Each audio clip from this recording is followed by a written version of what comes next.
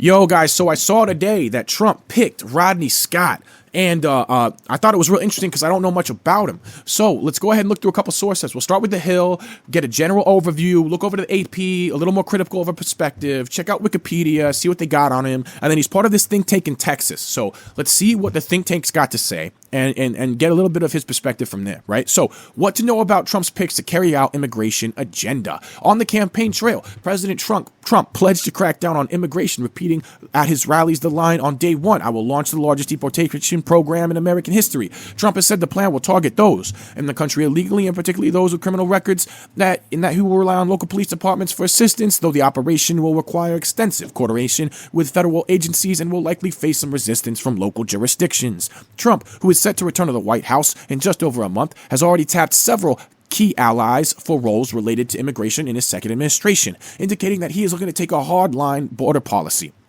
Already nominated former Immigration and Customs Enforcement ICE Director Tom Homan to serve as border czar, and South Dakota Governor Kristi Noem to lead the Department of Homeland Security, who, if confirmed, would work closely with Stephen Miller, who Trump chose as Deputy Chief of Staff for Policy. Miller was instrumental in shaping many of Trump's toughest immigration policies in his first term. Trump, on Thursday, named 3 people to key roles related to border security and immigration. Caleb Vitello, acting as director of ICE, Rodney Scott as commissioner of U.S. Customs and Border Patrol Protection, and Anthony Salisbury as deputy of Homeland Security and advisor to the White House Homeland Security Council. Vitello, Trump's pick for ICE director, has 23 years of experience in the agency. He previously served as director of Interior Enforcement to the White House National Security Council, where he led a child and welfare safety effort, as well as other programs in his ICE biography showed. Currently, Vitello is assistant director for ICE of firearms and tactical programs at ICE. Trump's pick for commissioner, CBP, Rodney Scott, has already served several decades of experience and has began his service at Border Patrol in the 90s. He worked with Trump and the Biden administrations as the head of the Border Patrol. Trump appointed him in February of 2020, where he oversaw more than 21,000 personnel and backed some of Trump's border policies. The president-elect Remain in Mexico policy program was one of them, a controversial initiative which forced non-Mexican asylum seekers to wait in Mexico for U.S. court dates. He also helped with Title 42, another controversial COVID-era policy that allowed for the rapid expulsion of asylum seekers throughout the pandemic. Scott resigned in a highly anticipated move in June of 2021 and retired in August of 2021. And that's exactly when he joined the think tank that we're going to look at later.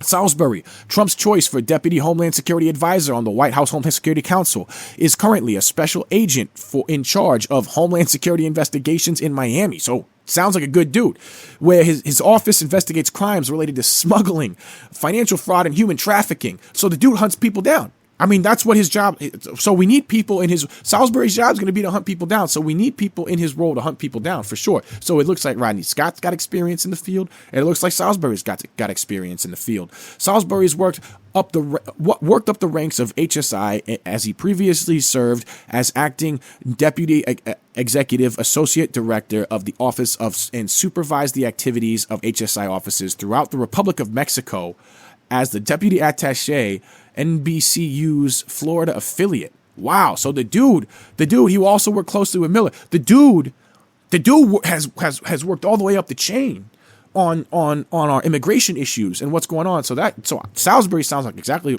the right guy to be part of the team. Rodney Scott sounds like he knows what he's talking about. Miller sounds like the right kind of guy to be communicating this in terms of policy. So this sounds like a good team right here to start approaching the border in a way that we like, right, guys?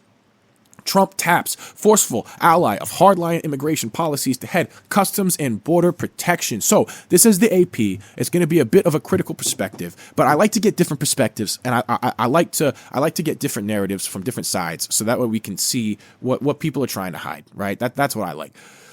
So the picture of who will be in charge of executing the President-elect Donald Trump's hardline immigration and border patrol policies have come into sharper focus as he announced his picks as head of Customs and Border Patrol Protection, and also the agency tasked with deporting immigrants that are in the country illegally. Trump said late Thursday he was tapping Rodney Scott, a former Border Patrol chief who's been a vocal supporter of tougher enforcement measures for CBP commissioner.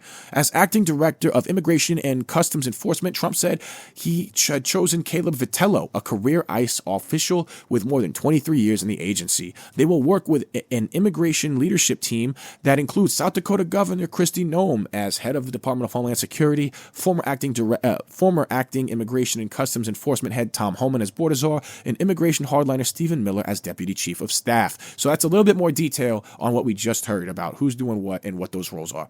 Here's a closer look at the picks. Rodney Scott, Customs and Border Protection, is with roughly 60,000 employees, falls under the Department of Homeland Security. It includes the Border Patrol, which Scott led during Trump's first term, and is essentially responsible for protecting the country's borders while facilitating trade and travel. Scott comes to the job firmly from Border Patrol side of the house. He became an agent in 1992 and spent much of his career in San Diego, where he joined the agency. San Diego was by far the busiest corridor for illegal crossings. Traffic plummeted after the government dramatically increased enforcement there, but critics note the effort pushed people to remote parts of California and Arizona. San Diego was where wall construction began in the 90s, which shaped Scott's beliefs that barriers work. He was named San Diego's sector chief in 2017.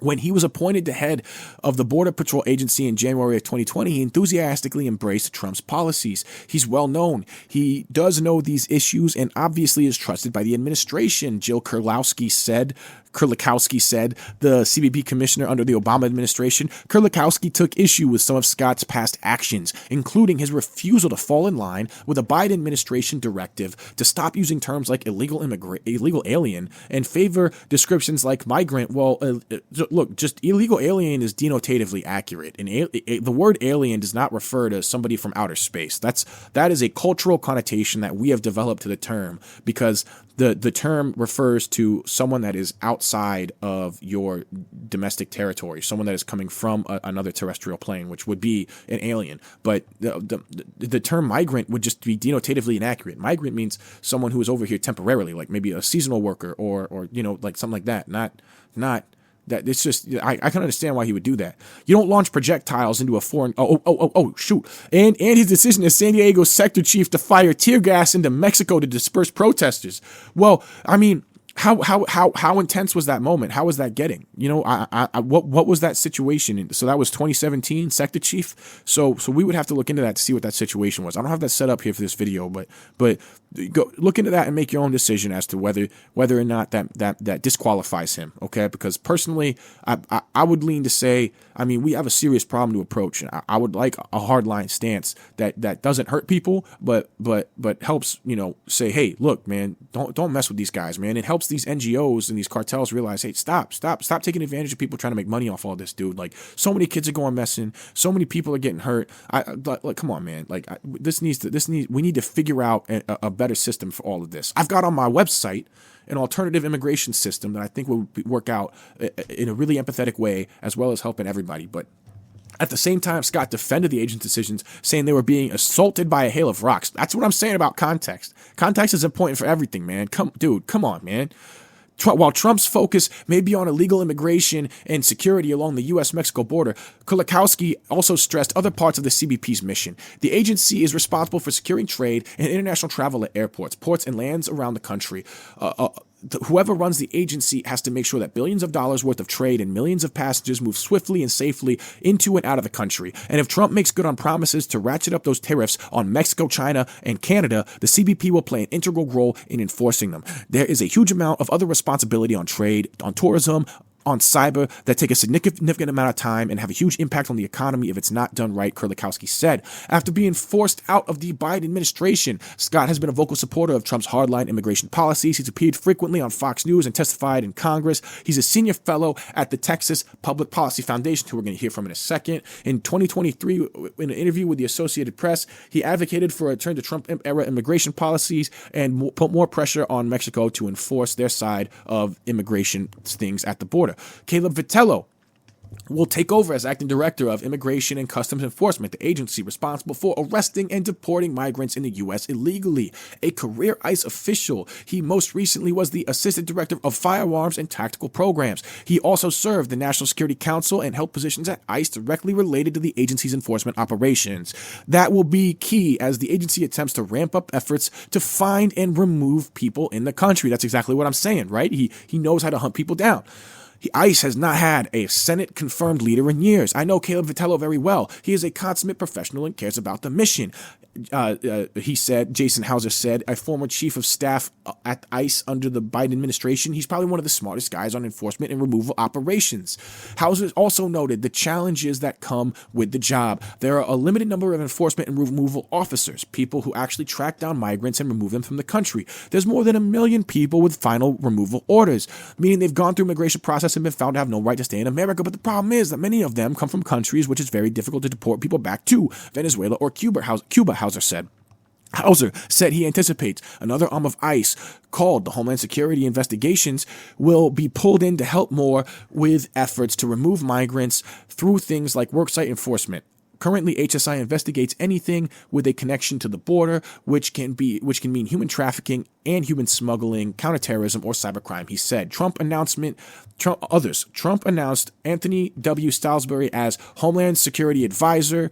Salisbury is currently special agent in charge of HSI in Miami, has held key positions in Mexico City overseeing money laundering investigations. Separately, Trump announced that he was sending the former head of National Border Patrol Council, Brandon Judd, to Chile as ambassador. Interesting. And the council represents Border Patrol agents. Interesting. Also, they really glossed over Salisbury, who I think is an awesome pick. So I'm glad that we checked out The Hill to really learn more about Salisbury, man. But okay, so we got that down. What does Wikipedia say? Wikipedia does not have an article. Okay, so Wikipedia doesn't say anything. All right, cool. So we've got the Texas Public Policy Foundation. What do they say? Prior to joining Texas Public Policy Foundation in the fall of 2021, Rodney Scott served as the 24th Chief of the United States Border Patrol. During his 3-decade career in the Border Patrol under both Republican and Democrat administrations, Scott earned the respect and admiration of agents, colleagues, and partners alike while working successfully to enforce our nation's laws and secure our border. In a tribute to his leadership and integrity, former acting CBP Commissioner Mark Morgan called Scott absolute embodiment of the U.S. Border Patrol's motto, Honor First. In addition to serving as Chief of Nation's 21,000 Border Patrol agents, Scott past assignments include a Chief Patrol Agent of the El Centro, California sector. So that's that California sector he was in charge of in 2017, I believe. Assistant Chief in U.S. Customs and Border Protection's Office of Anti-Terrorism and Director of Incident Management and Operations Coordination Division at CBP. Headquarters in Washington, D.C. Though throughout his career in federal law enforcement, Scott was not a political appointee, but a career public servant, belonging since 2012 to the federal government's Senior Executive Service. Since 2012, wow, it's a long time, man.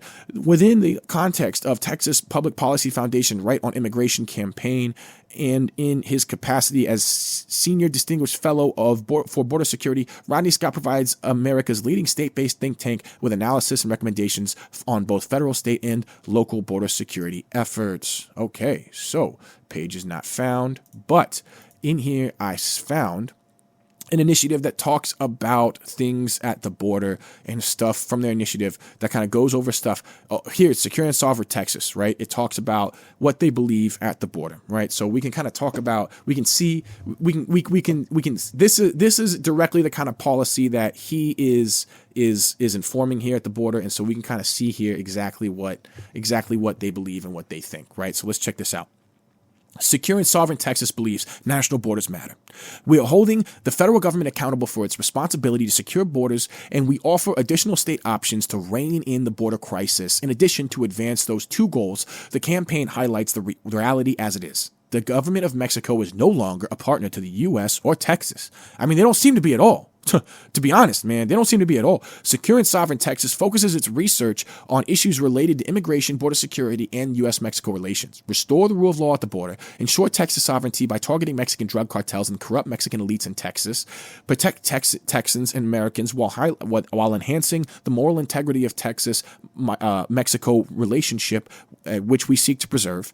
Which is important, man. Look, dude, it really seems, especially with the newest president of Mexico, that Mexico has really bent the knee to the cartels and given up, because Mexico's cartels are starting to get a lot of support from China. And so I think that there's a serious issue where the cartels, and there could be cartels forming in the U.S. First off, the cartels already have a network through gangs within the U.S., right? But then we've also got Tren de Aragua, and we've also got MS-13 coming in, which could Seriously, MS-13 is part of the cartel's arms in the U.S. But with Tren de Aragua and everything coming in, it could be a way bigger issue, guys. I mean, we could be dealing with literal cartel presence in the U.S. Mexico style before we even realize it, unless we nip this in the bud and prevent China from empowering these cartels, because they've scared the Mexican government. And from what I'm seeing over there, and now this is just my personal speculation, but it seems like they've scared the Mexican government into bending the knee.